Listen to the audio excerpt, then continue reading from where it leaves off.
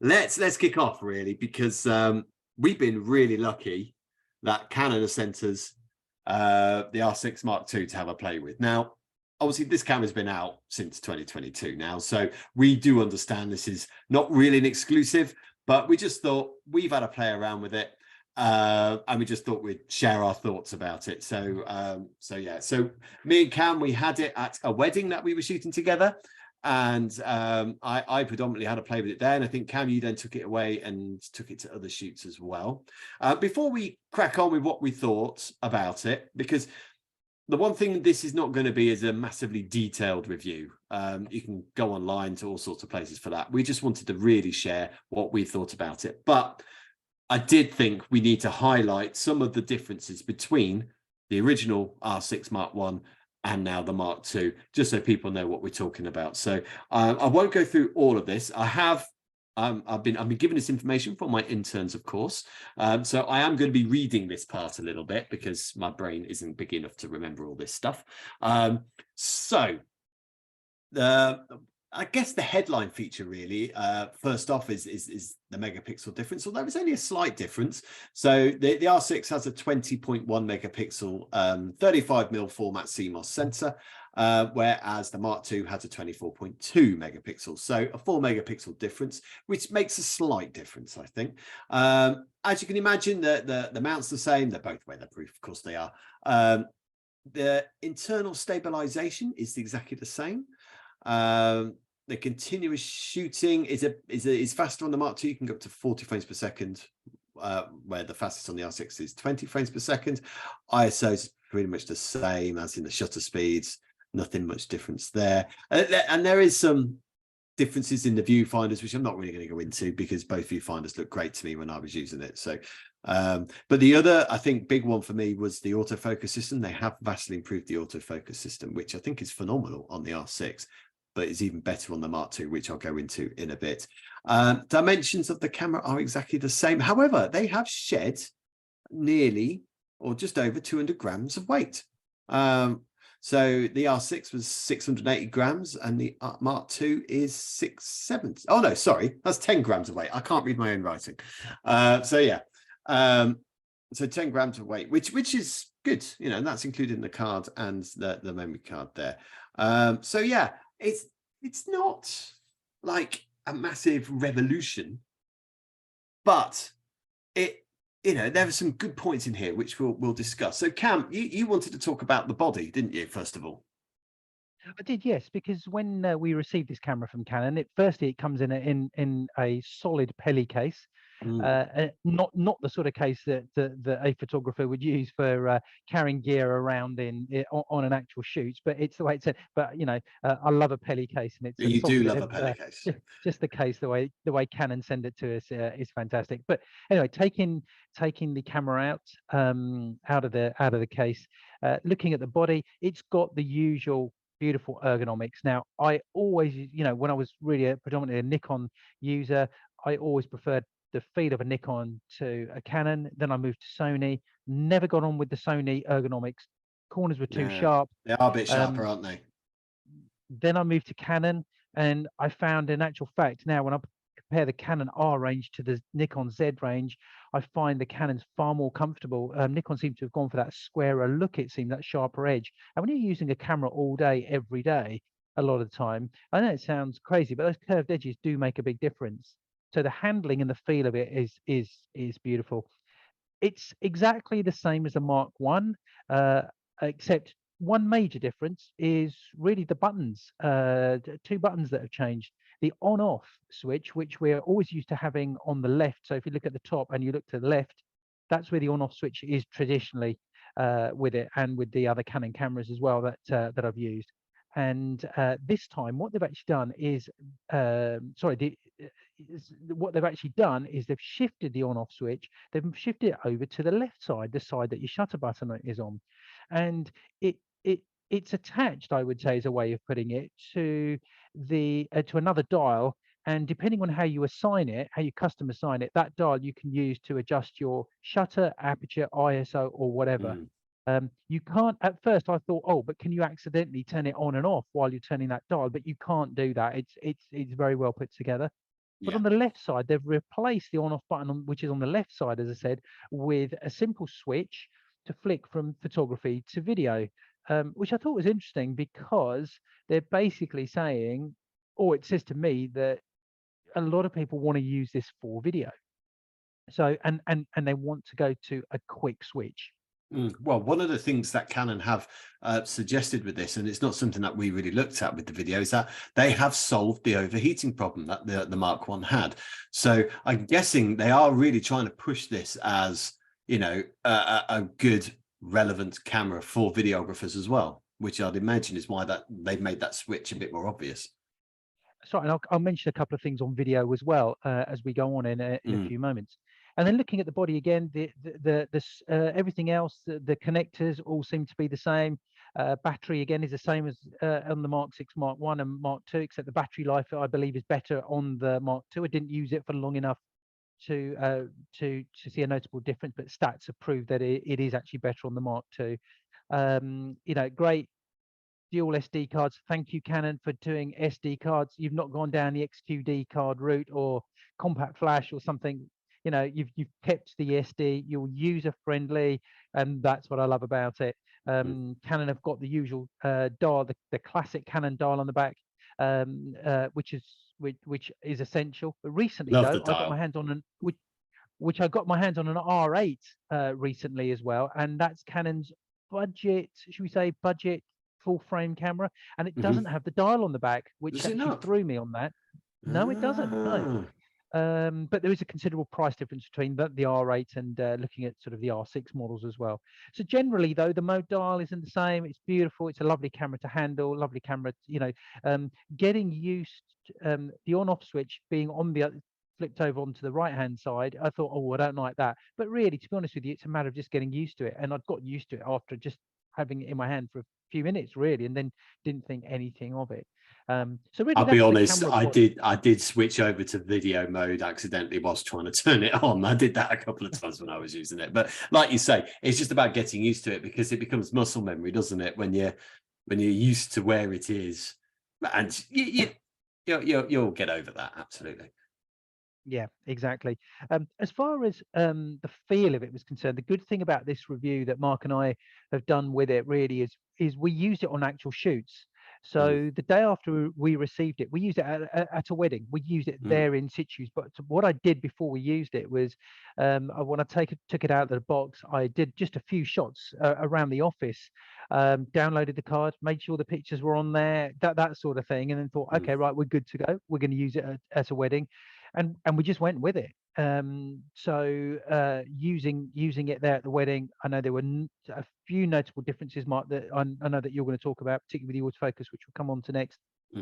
And then I used it on a couple of other shoots as well. So rather than using it in sort of, shall we say, like lab tests, okay, we used it on actual shoots and I think that's really what people really want to find out from us, and we'll be telling you a little bit about that.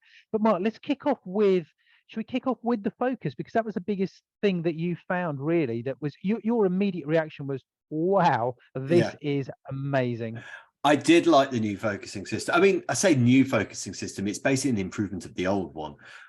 When I first got the Mark 1, I really loved the eye focus. I've always been quite dubious about these automatic point choosing selection modes that you can get on cameras. So I've never really used them. I've always manually selected my focus point. But the eye focus was really good. With the Mark 2, they've kind of improved it, and they've made it they've just increased the functionality of it. So with the Mark 1, you have the eye tracking mode, and then you have a point mode, which is back to manually choosing your old focus point mode, like the DSLRs did. And then you've got some center weighted modes and other modes in there. But it's only one mode on the Mark 1 that you can actually use the eye tracking on. With the Mark 2, the eye tracking is available on all those modes. Which is really, really good. And they made use of the new joypad, which they have at the back of the camera. And if you put it on the manual, so if you're choosing your focus point mode, it's really difficult to explain. Then you use the joypad, and it's a nice smooth sort of move over to the point that you want rather than having to click it every time, which is great. But even if that mode is just somewhat on someone's face, it'll automatically then go to the eye straight away, which I really liked. And it's the same with the center weighted ones. So, it has two center weighted modes where it focuses on the center of the camera, either horizontally or vertically. So it's a strip down the middle, either horizontally or vertically. And if your subject's faces are in those areas, it will automatically go to the eye, which on the Mark 1, it doesn't do. It does something similar, but it's not the eye, not like the Mark 2. So I was really impressed. Now, I did take the Mickey out of the focusing system a few episodes ago. Actually, it was quite a few episodes ago when it first came out, because it has the new zebra detecting, eye detecting mode, which, being in England, the lack of zebras, it didn't really bother me. But actually, I have to say the overall eye focusing was quicker and more accurate than the Mark 1. Especially in lower light conditions, I found there was a good improvement. It also detected torsos a lot better, so it knew where people were a lot better. And this is already, a really good system anyway. It's just improved upon. And that was the thing that I really noticed. I think that, any wedding photographer, family photographer, or anyone who really needs that, really does rely on a quick, accurate focusing system. I think that's probably the biggest thing that blew my mind away, rather than something like the extra 4 megapixels, which really isn't that much. Yeah, and to me, I'm not really used to using the eye autofocus, but I had a go with it, and yeah, I could really see that it was an upgrade from the Mark 1. Incredibly quick, and we were using it in low light as well. That was, that was the other thing, and then we were using it with a 24-70 2.8 lens. Canon had sent us a 24-105 f4, but we put a 24-70 2.8 because we knew that we were shooting, particularly with the wedding there, we were shooting that in low light. Coming on to the sensor, which you just mentioned there, Mark, you've got the difference between the Mark 1, which is about 20 megapixels. It's 20.1. Yeah, sorry, just go back to my notes. Yeah, 20.1 to 24.2. That's the difference. Yeah. Now, is that a noticeable difference? So immediately I would sort of think, it doesn't really matter. I mean, I'm sure I wouldn't base my decision on buying a camera based on the megapixels, when you're talking of that sort of range. And I still wouldn't. However, what I did notice, though, that I did some of the pictures that we shot at the wedding that were shot in lower light conditions, that when I zoomed into them on screen, and that's when they were downloaded, not on the back of the camera, of course, I noticed that there was a definite difference in quality. I felt the Mark II was better in low light. However, not enough for it to be really noticeable. And I had to really zoom in into those images as well. So, in my opinion, that there is a difference. But if you were basing your decision on jumping from the Mark 1 to the Mark II based on that, then I wouldn't necessarily say that was a game changer in any way. The other thing that I wanted to mention was the continuous shooting mode. Now, this will shoot in electronic shutter mode up to 40 frames a second, which is incredible. That's double what the Mark II is doing. Yeah, and Mark 1. I had a go at Mark 1, and I had a go at it. And honestly, you just know it's going at such a rapid rate. And again, I think it's one of those things that you've got to sort of decide for yourself, how useful am I going to find this?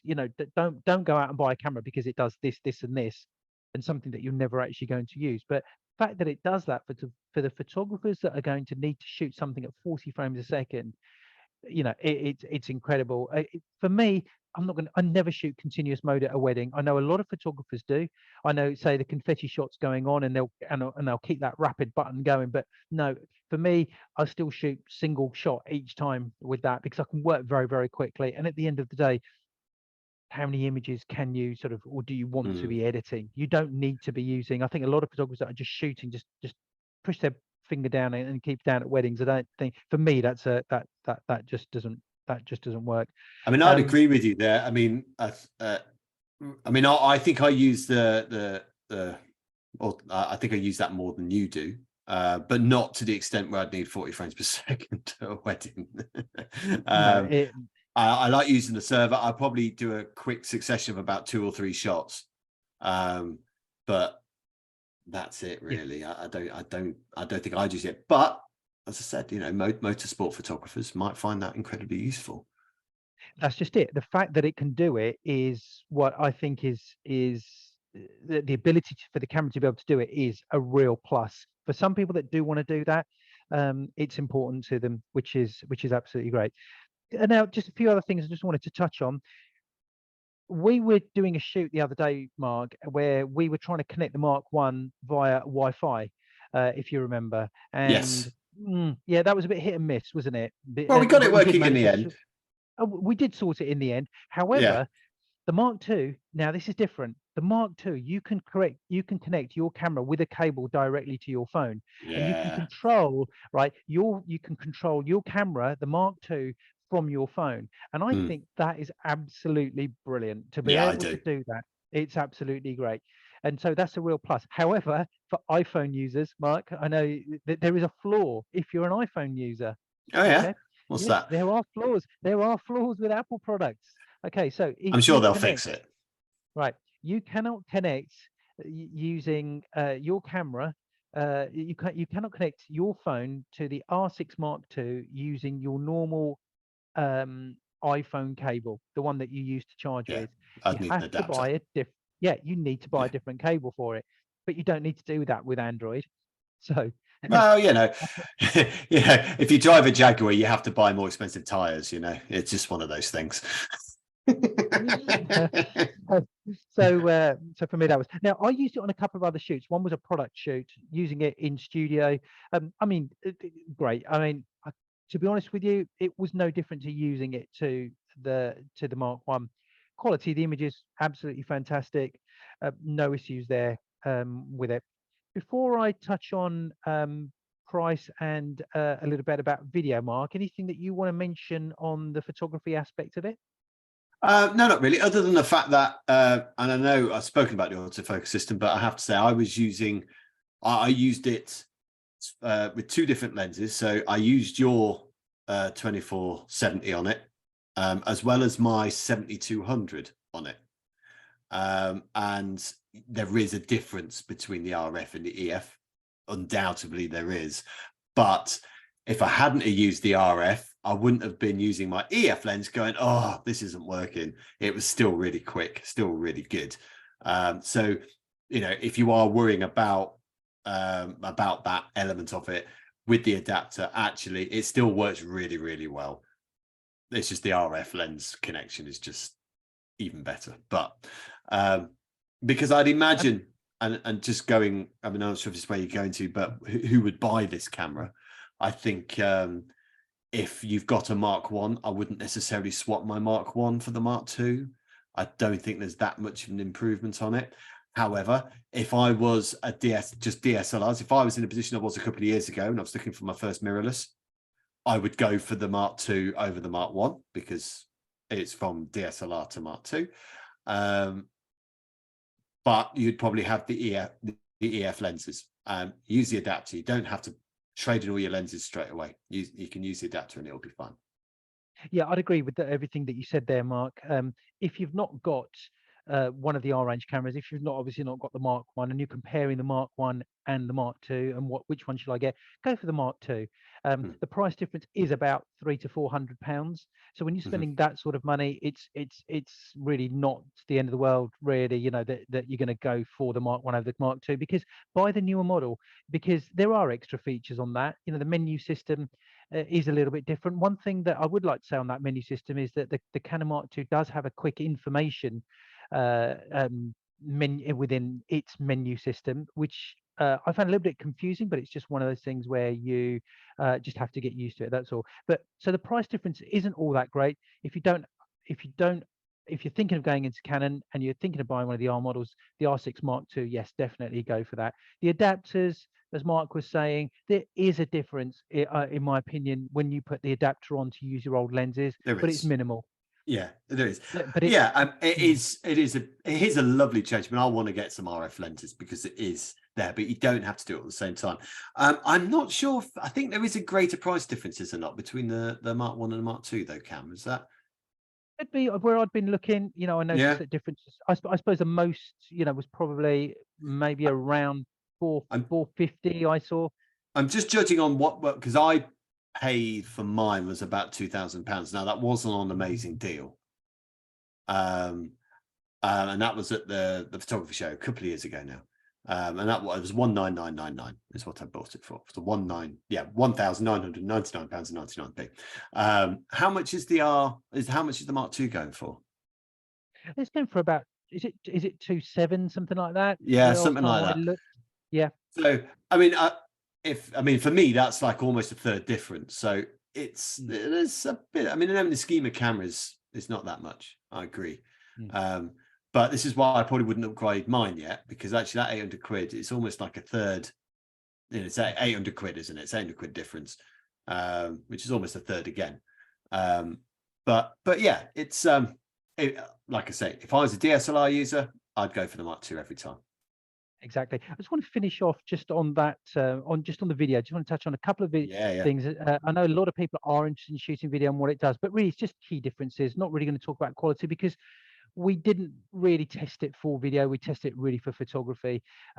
First of all, the shooting, and I did do this, okay, is I left the camera running because I wanted to just I just fill my office while it was just empty, and I just left the camera running, and I turned it off after an hour and 10 minutes. It doesn't stop after 30 minutes. Okay, Yeah. and that's and that is a massive plus. That I can't, you know, for that feature alone, the camera is worth buying. You know, if you shoot video, it doesn't stop after 20 minutes or 30 minutes. It doesn't do that, which I think is absolutely incredible. The video button, as I was saying, is on the left, so you can flick easily to video. But the other thing on the video, and the last thing I wanted to touch on really, was that you can custom set the dial modes separately for photography and for video. Now you can't do And that on the you? Mark One. Okay, that's a Yeah. really useful function. Because I know that we use the Sonys for video, and we custom set those for the video. So we use the custom set buttons all the time for that, and I think it's great. My final thing I want to say is that where is the difference in the 10 grams weight? Where is it, Mark? There's 10 grams difference, which I mistook for 200 grams difference about 15 minutes ago. So sorry about that, guys. But yeah, 10 grams difference. No, where's it gone? Yeah, we don't know. Something's missing. Something's been added. Who knows? But Well, a great. It's a great camera, and yeah, if you're thinking of buying it, or you think of upgrading, whatever, yeah, don't hesitate. Find yeah. the best deal that you can get. Go out and get it, and you'll be good to go. Yeah, you won't be disappointed with it. It's a really good piece of kit, and I say when I upgrade the last DSLR I have, when I upgrade it, it'll be to the Mark II, I'm sure.